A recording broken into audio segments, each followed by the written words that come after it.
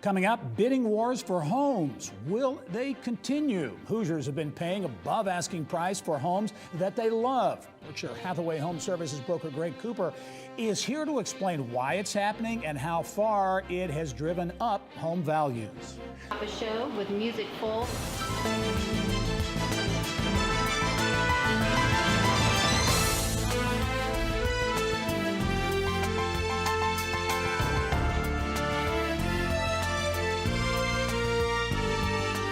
Stand by D1 Sound, sponsored open with music. Stand by camera 3 with Gary. We're out in 5, 4, 3, 2, dissolve, cue Gary. Hello and welcome to Inside Indiana Business. I'm Gary Dick. The housing inventory around Indiana has been tight, especially in some of the most affordable price points, and buyers have been forced to pay above list. In some cases, the result has been a bidding war. Buyers are wondering, why are we having to pay above list price and how long will this might continue? For some insight, I'm pleased to welcome back to the show Berkshire Hathaway Home Services Indiana Realty broker Greg Cooper. Greg, welcome. Great to be here.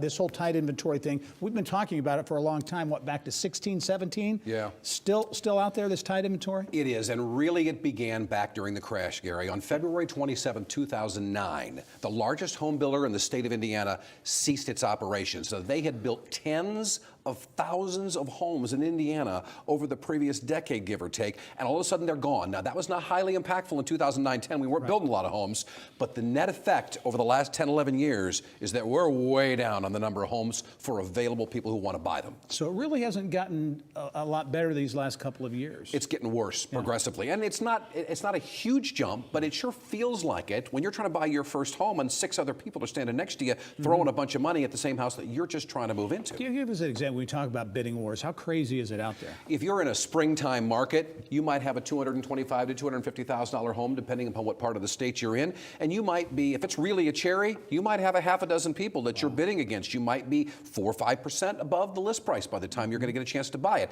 That gets a little better as we get into the latter part of the year, but it's still challenging. And this is very much statewide, not just here in central Indiana, but you're talking all over the state of Indiana. If you've got a Craftsman dollhouse, you can pretty much bet there's going to be somebody who wants it just as bad as you do. As you look at some of the other factors and look at as we head toward the end of the year, what should prospective home buyers and sellers, what should they be thinking about? Well, they need to know that there's going to be a little bit better time during the year when they can try and approach buying. Not everybody wants to buy a home in November and December, but the truth is you're going to have less competition to buy a property when you get into those 2 months of the year. We know that from the current data that we've had, and it's very recent and hot off the presses, we're going to probably start 2020 in a very similar fashion the way we started 2019. That's what I was going to say. Looking ahead to next year, based on these dynamics and some of the numbers from the Indiana Realtors Association, you're looking at 2020 maybe at least starting out the same. Yeah, our friends at the Indiana Association of Realtors have just given us some great data, and we sure appreciate that. We're down 7% approximately for the year in closed sales.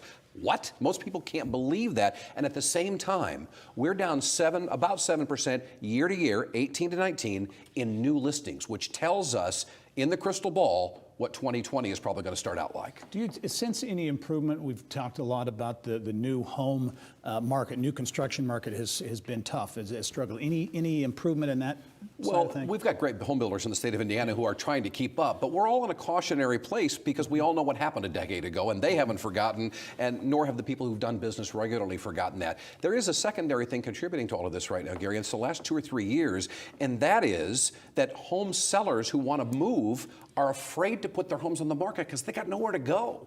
And that's kind of another psychological improbable in all of this that makes it that much more challenging for the inventory to improve. Final question, any update crystal ball on mortgage rates and where you see those going? Obviously next year is presidential election year. Yeah, that's going to be a real wild card, and probably not till we get through the first quarter, I would suspect, next year. But the reality is that right now where we sit, barring weird geopolitical and financial things that come about, we're probably going to have some consistency in that regard with a little bit of a fluctuation. 30-year rates, depending upon credit score, all that in the low 4s, some in the upper 3s, really incredibly affordable.